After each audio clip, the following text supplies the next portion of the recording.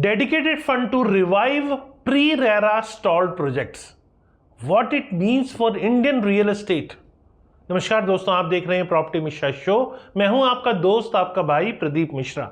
आज हम गवर्नमेंट के एक ऐसे प्रपोजल के बारे में जानेंगे जहां union housing minister Manohar Lal ने कहा है कि सरकार प्री रेरा स्टॉल्ड प्रोजेक्ट्स को रिवाइव करने के लिए एक डेडिकेटेड फंड बनाएगी। मतलब ये होगा कि वो पुराने प्रोजेक्ट्स जिनमें बायर ने पैसा लगा दिए थे लेकिन डिलीवरी नहीं हुई है, अब सरकार की मदद से पूरा करने का इनिशिएटिव आ सकता है। लेकिन इस फंड का कंसेप्ट सिर्फ मनी देने तक सीमित नहीं है। इसका असर market sentiment, developers confidence, buyer psychology और ग्राउंडेड एग्जीक्यूशन टाइमलाइंस तक जाता है। तो आज के एपिसोड में हम स्टेप बाय स्टेप समझेंगे प्री रेरा प्रोजेक्ट्स में क्यों लगे हैं हजारों बायर्स, ये डेडिकेटेड फंड क्या है और कैसे काम करेगा, रियल एस्टेट मार्केट पर इसका शॉर्ट और लॉन्ग टर्म इंपैक्ट क्या पड़ेगा, बायर्स, इन्वेस्टर्स और डेवलपर्स को इसे कैसे इंटरप्रेट करना चाहिए। वीडियो को लास्ट तक देखिएगा, तब आपको पूरी क्लैरिटी मिल पाएगी। अगर अच्छा लगे तो लाइक, कमेंट, शेयर जरूर कीजिएगा और इसी चैनल पे आपको ऐसे और इन्फॉर्मेटिव वीडियोस मिलते रहेंगे। इसके लिए चैनल को सब्सक्राइब कर लीजिए। तो चलिए शुरू करते हैं और डिटेल में समझते हैं कि आखिर ये माजरा है क्या। नमस्कार, मैं हूं प्रदीप मिश्रा। प्रॉपर्टी मिश्रा शो में आपका स्वागत है। यहाँ हम आपको प्रॉपर्टी और प्रॉपर्टी मार्केट की हकीकत बताते हैं। नो बकवास, डायरेक्ट काम की बात। चलिए शुरू करते हैं। Pre RERA and stall projects, पीछे की कहानी सबसे पहले समझना बहुत जरूरी है, क्योंकि प्री रेरा प्रोजेक्ट्स क्या है और क्यों अभी भी भारत के अंदर मैसिव बैकलॉग है। प्री रेरा क्या है, सबसे पहले आपको यह बताता हूं। रेरा यानी real estate regulation and development act 2016 से पहले कई प्रोजेक्ट्स बिना ट्रांसपेरेंसी के लॉन्च हो रहे थे। प्री लॉन्च की भरमार थी। डेवलपर्स ने टाइमलाइंस मिस कर दी, बायर्स ने एडवांस पेमेंट दे दिए, डिलीवरी कमिटमेंट फुलफिल नहीं हुए, जिसके कारण बायर्स का ट्रस्ट डेफिसिट, प्रोजेक्ट डिलेज और कई बार लिटिगेशन, रिफंड डिस्प्यूट्स हुए, जिसकी वजह से आज भी भारी संख्या में प्रोजेक्ट रुके हुए हैं। खासकर ऐसे प्रोजेक्ट्स जो करीब करीब 2010 से 2016-17 के बीच में लॉन्च हुए। अब मैं आपको कुछ स्नैपशॉट्स बताता हूं। ये प्रोजेक्ट अलग अलग स्टेट्स में बिखरे हुए हैं और उनके पीछे मेजर रीजंस हैं land title issues, funding crunch, siphon of fund, slow execution, approvals delay, labour and material cost escalation.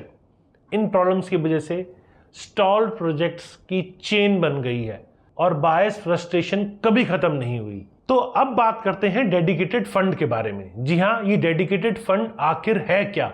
Housing minister ने घोषणा की है कि सरकार एक स्पेसिफिक फंड बनाएगी जिसका पर्पस होगा स्टॉल्ड प्री रेरा प्रोजेक्ट को रिवाइव करना, पार्शियली कंप्लीटेड प्रोजेक्ट को कंप्लीट फिनिश लाइन तक लाना, फाइनेंशियल गैप को क्लोज करना।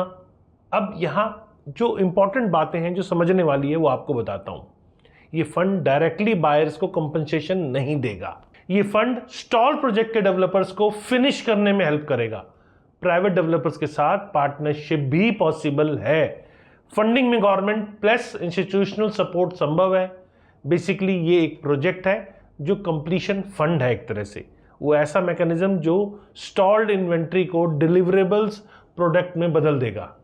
लेकिन ये क्रिटिकल डिफरेंस ये है कि ये फंड ऑटोमेटिक नहीं है, इसे फ्रेमवर्क में डिफाइन करना होगा, जैसे कि eligibility criteria for projects, developers accountability, project cost, gap calculation, completion timelines, escrow and transparency structures.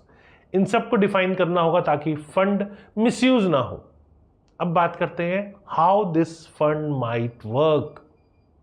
मेरा एक्सपर्ट इंटरप्रिटेशन यही है कि ये फंड प्रैक्टिकल टर्म्स में कैसे फंक्शन करेगा वो आपको अब एक एक करके बताता हूं। पहला, प्रोजेक्ट एलिजिबिलिटी।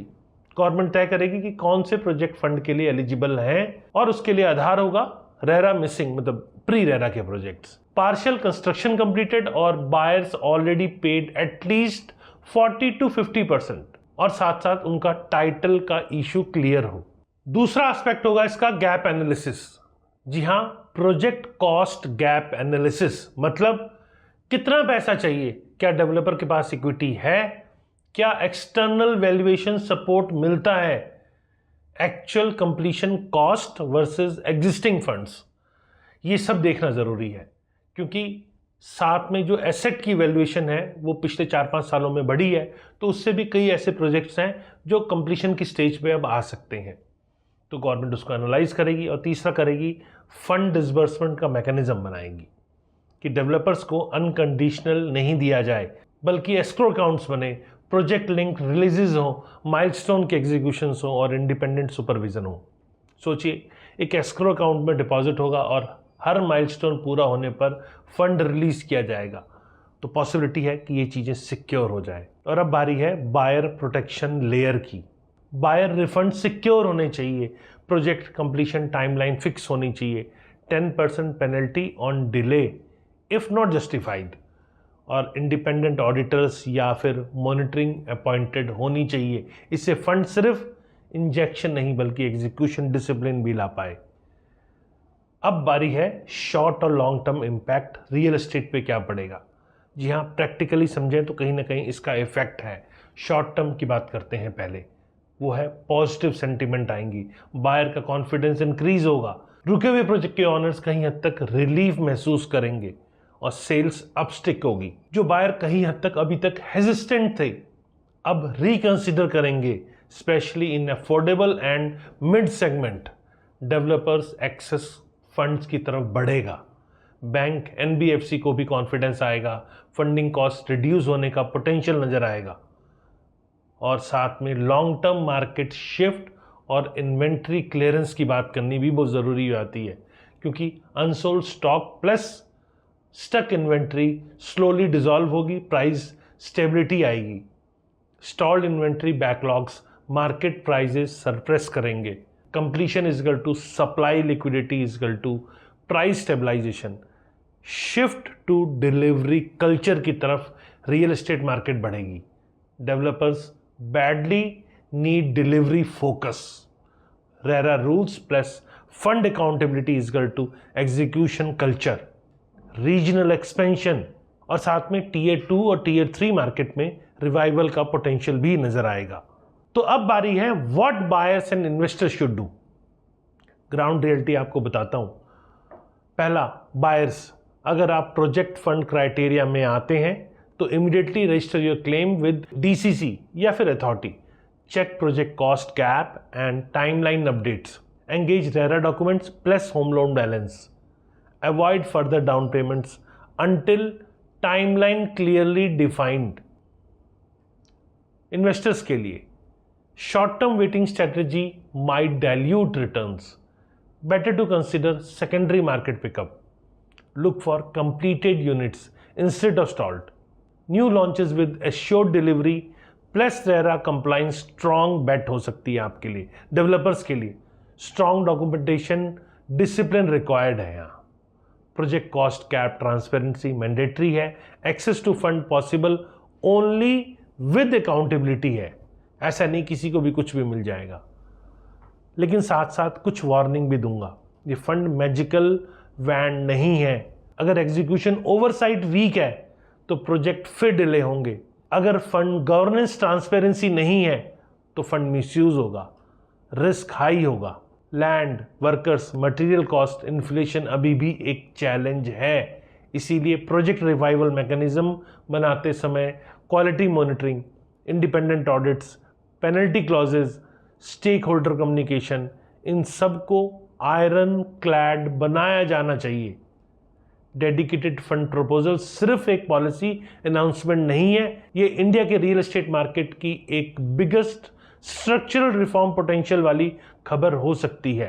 अगर इसको सही तरीके से इंप्लीमेंट किया गया तो ये स्टॉल्ड इन्वेंट्री को रिवाइव करने में मदद करेगी। बायर्स का कॉन्फिडेंस वापस आ सकता है, मार्केट सेंटीमेंट पॉजिटिव हो सकते हैं और डिलीवरी कल्चर को कहीं हद तक मजबूती मिल सकती है। और ये तभी इफेक्टिव होगा जब एग्जीक्यूशन डिसिप्लिन और गवर्नेंस दोनों एक साथ लागू होगी। कैसी लगी आपको मेरे द्वारा दी गई जानकारी? अगर जानकारी पसंद आई तो लाइक, कमेंट, शेयर जरूर करें। फ्यूचर में रेगुलर ऐसे इंफॉर्मेटिव वीडियोस देखने के लिए फटाफट चैनल को सब्सक्राइब कर लीजिए। नमस्कार और जय हिंद।